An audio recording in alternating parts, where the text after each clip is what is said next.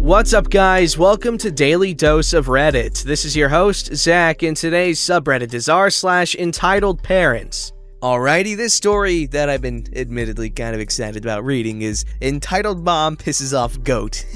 I'm a happily single 39-year-old male. I live in a nice neighborhood just outside of town. My neighborhood is a single street with about 2 acres per household. I still look like I'm 18 if I shave. Baby goats are called kids. A little background for you. These are the players. Entitled Mom or Kid Thief? Me.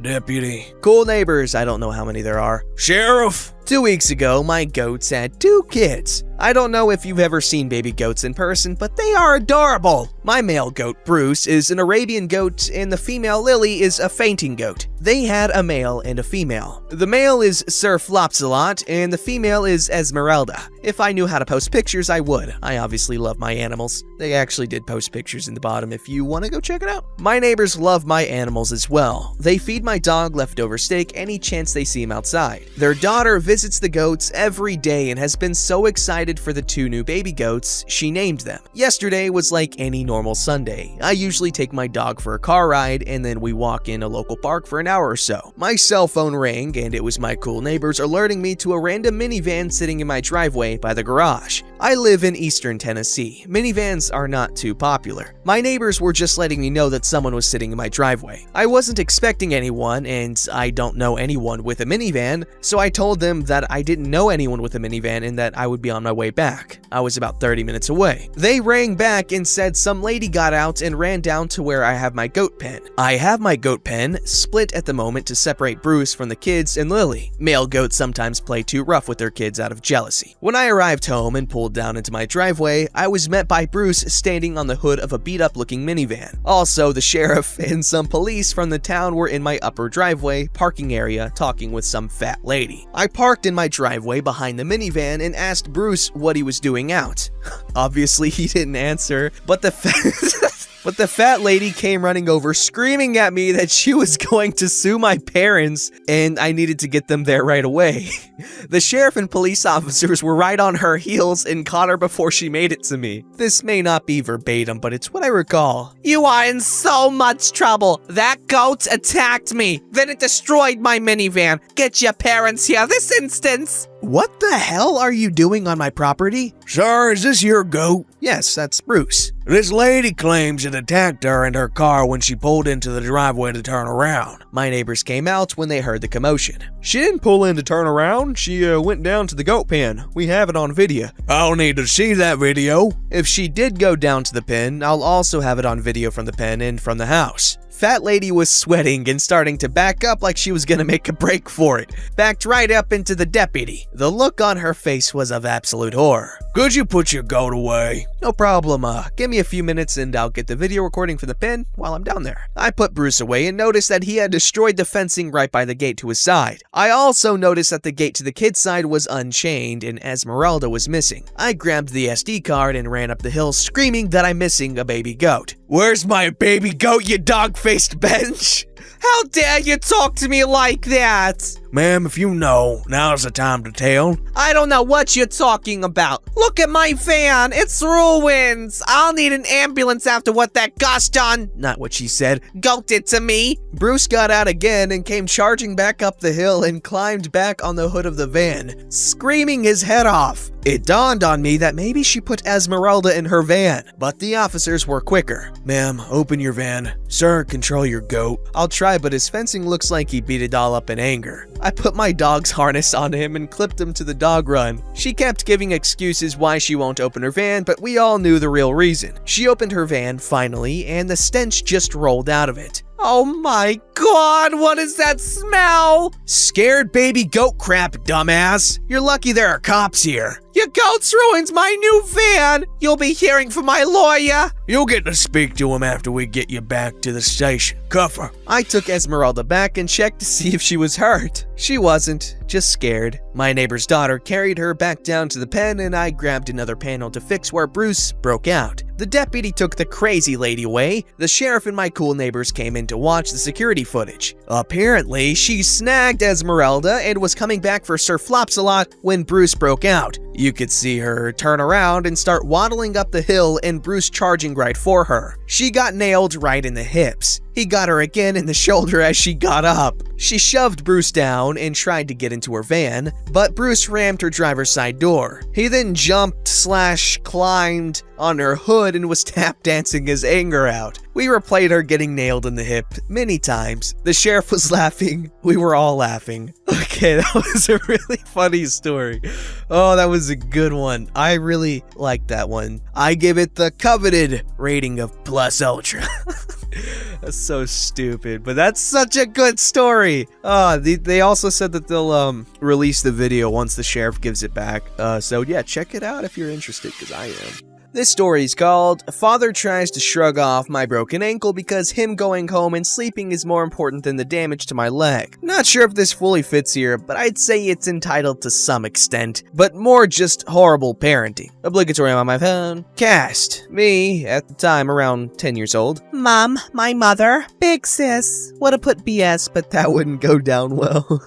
And there's a bunch of other voices that I'm not gonna do right now because it's kinda hard to keep track of it. I'll just make up one as I get to them. Backstory. To set the scene, super entitled father and my mom had recently split up. Well, he was kicked out of the house for reasons that's another story. Every Sunday in winter, my sister and I would play netball for our schools. In Australia, where I live, it tends to get quite rainy, but that doesn't stop us from going out and playing netball. Super entitled father on this day was trying to make half an effort to see my sister and I, so he came to the netball courts to watch us play. The netball courts had a canteen, basically a food vendor, at the side for players, parents, etc. to buy food and drink. But to get to it, you have to walk up a brick slope, which, might I add, has no grip whatsoever, especially when wet. Super entitled father was a huge baby throughout this whole experience because he apparently had a cold and wanted to go home, despite him being the one to make the decision to come here in the first place. Story time! So this Saturday was particularly rainy, parents standing under cover, girls constantly wiping themselves down with towels during the quarter and half times, etc. I had been tripped by a teammate on accident while playing my game, slipping and hitting the slippery court, right arm first, bruising it badly, but at the time everyone was convinced it was broken. We had one more quarter to go and I was bawling my eyes out because of the pain, begging to be able to sit out and let the sub in. My mom looks at me with an apologetic look and tells me I have to go back on and play if the team is to be full on court because the sub refused to go on because she had a cold. I went back on and played the last 15 minutes, then went back to my mom and sister. My mom dried me off carefully and put super entitled father's jacket over me, my sister helping me thread my arms through the baggy armholes. My friend at the time, who happened to be on my netball team, was sitting and talking with my sister and I as she had walked back with us as she usually does before my sister's game. As I cooled down from running around, I get cold and ask my mom if I can have some money to buy a hot chocolate from the canteen. She caves and hands me some change, and myself and my two companions, friend and my sister, are on our way. Friend is talking with sister and have walked a bit in front of me, so I quicken my pace to match theirs, only to slip and hit my ankle directly onto the brick slope as I rolled it. I land back onto my bruised arm and start crying again like the little baby I was. Trying my hardest to find some grip, I tried to roll over to my left side and push my body up so I could stand, only to fall back down again like a sad tortoise on its back while parents and kids just kinda stared. My sister starts freaking out, which is reasonable, but friend just stands there looking unamused and telling me to get up. I'm trying!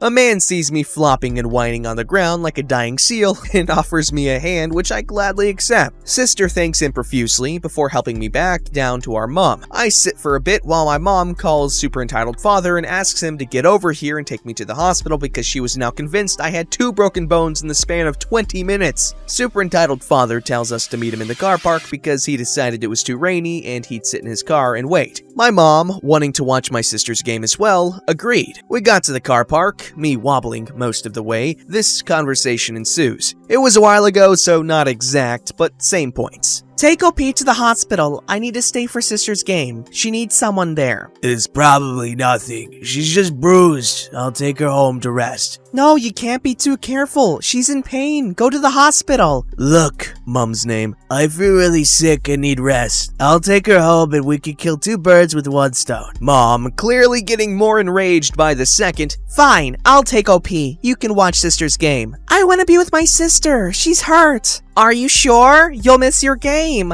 I don't care. I want to be with OP. The conversation ends and my mom drives my sister and I to the hospital. Super entitled father close behind. The parking is packed, so we park about 100 meters away from the front. We walk the first few steps, but I can't walk very well on my own, so my mom asks if super entitled father can carry me as she physically couldn't at that point. Oh, why? She can walk on her own. She's overreacting again. Carry your daughter, super entitled father's name. She's injured and can't walk on her own. If you just let me take her home, we wouldn't have this issue. Fine, I'll carry her because you're too damn lazy. Fine, I'll carry her. We get to the waiting room and I describe the pain and injury to the staff and they seem more worried for my ankle. My mom is there helping me for the next 45 minutes while we're waiting to walk to the bathroom, etc., while sister saves us chairs. Where did super entitled father go, you might ask? Well, he stormed out muttering about how he needs to go home and how he is sick and whatnot, so he goes and stands in the rain. What a genius. I go in, get my leg checked out as well as my arm, and find out I've got a break on my growth plate and needed to be put in a cast for about 7 months with no pressure on that leg. I get a swelling cast put on because my ankle looked and felt like someone put a stale donut under my skin. I get the option to go out in a wheelchair to the car park, which I gladly jump at the opportunity because I low-key wanted super entitled father to see me and feel at least a twinge of guilt. We got out and super entitled father looked me in the eyes with the most "I don't give a fuck" expression and asked if we could go home yet. You bet my mom went off at him for potentially making the break bigger and more damaging. Oh yes, that's some quality parenting. Oh yeah, you got a broken ankle, just walk it off. It'll be fine.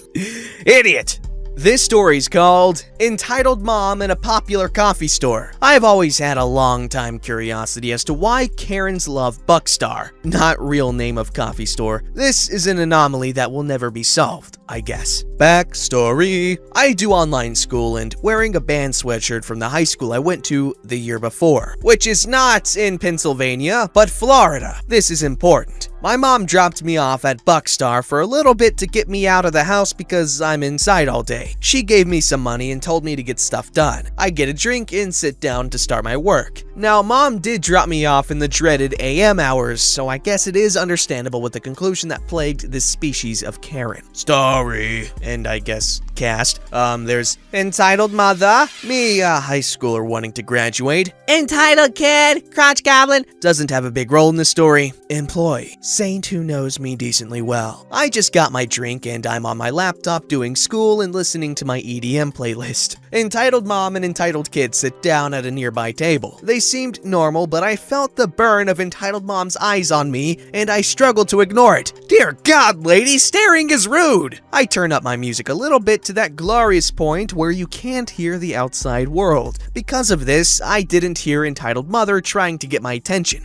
That is, until I felt her acrylic claws on my shoulder and she pulled me out of my seat to look her in her ugly face of the Carenius sapiens. Answer me when I talk to you! Why aren't you in school? Ma'am, I am doing school. Quiet! You are setting a bad example to my kid. She looks at my sweatshirt. Where's that school? I'll drive you there. She tried to drag me out the door without my stuff and I yanked my arm away. No, I won't go anywhere with you. But my mommy said go to school. She's not my mommy. But I am, you elder. You have to listen to me. No, I don't. Before you interrupted me, I was going to tell you that I do my school online. That's a lie. How do you know if it's a lie or not? You have a school on your jacket. I start to laugh. Stop laughing. Where's that school and I'll drive you there.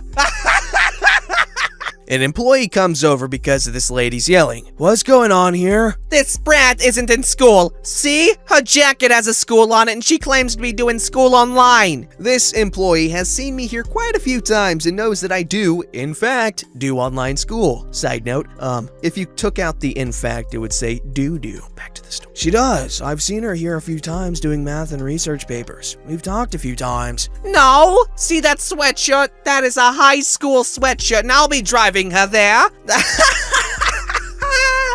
Ma'am, this school, gestures to the logo, isn't around here. That's bull crap. I get on my computer and pull up a map with the route from our current location to the school on my sweatshirt, which is this far, and it's a 17-hour drive. The entitled mom's eyes go wide. That's a lie. Ma'am, I'm gonna have to ask you to leave. What? I'm a paying customer. And so is OP, and you have been harassing her. Now leave or else I'm going to call police. The entitled mom quickly grabbed entitled kid and left the store. The employee and I had a good laugh after she left. It was amazing, and I couldn't find the exact sweatshirt I was wearing because the marching band only sells them for a limited time during the year, and I can't post a pic of my sweatshirt because my phone is broken and my computer camera sucks. That's something Lois from Malcolm in the Middle would do.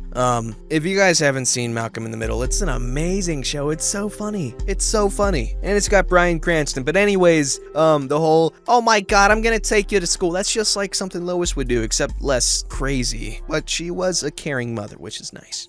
Obviously, this is real life, so you can't really do stuff like that. But I think she was coming from a slightly good place, at least, maybe. Don't forget to like, subscribe, and hit that bell to never miss an episode.